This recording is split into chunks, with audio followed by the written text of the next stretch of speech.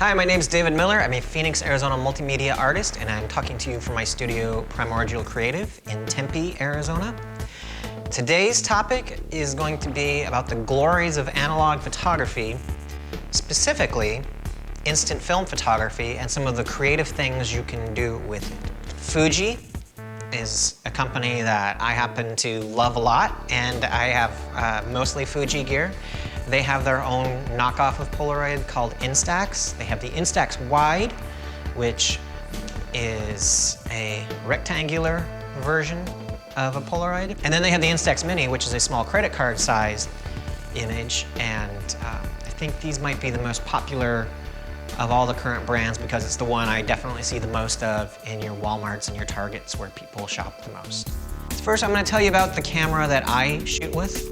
And one of the reasons why I shoot with this camera is because it has a few special features that aren't inherent in every kind of instant film camera.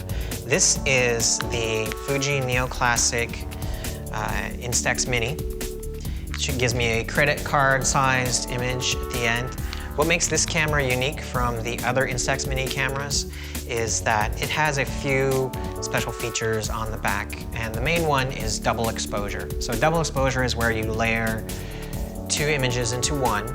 Very easy to do in digital photography, either in camera or in Photoshop. Not so easy to do in instant film because the shot's already exposed when you take it out.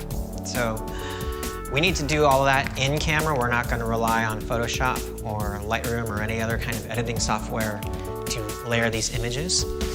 On the Fuji Neoclassic, one of the options in mode are these overlapping rectangles. That's double exposure. First shot I take, image will not come out.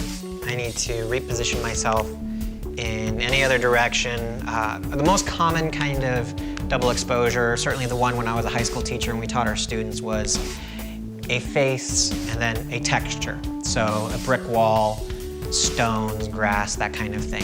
And when you blend those exposures, all of a sudden you have a face made of rocks.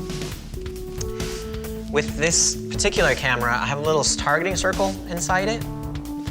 One thing that I really like to do is to target a face halfway within that targeting circle, take my first shot, maneuver the camera slightly to the left or right, maneuver the second half of the face in the targeting circle, take it overlapping faces as a final result. This doesn't always work, of course, and one thing that's of concern when you're shooting with instant film is that it costs more per shot than digital photography.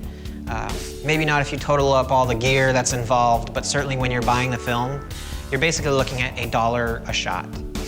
So when you screw things up, it kind of hurts. But when you get things right, that is a repeatable formula. And I feel like you should write this down. Just keep it as a note in your phone or on a piece of paper that you have taped to the back of your camera or something like that.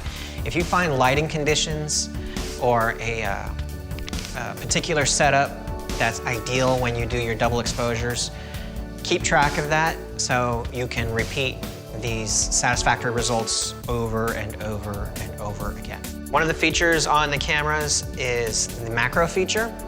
So within a certain distance, if you do not have the macro turned on, your camera will not focus on an object.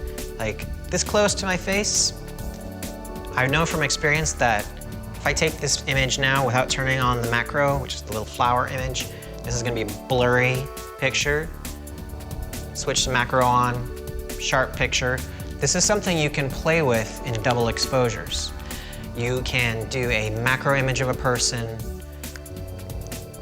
turn that off, back up, position it so their macro image is maybe on their shirt.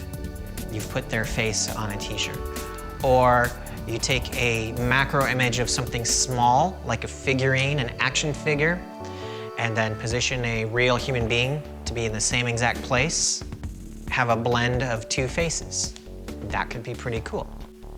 Stay tuned for more tutorials and reviews on Fuji gear, instant film, analog photography, fun video stuff, and thanks for watching.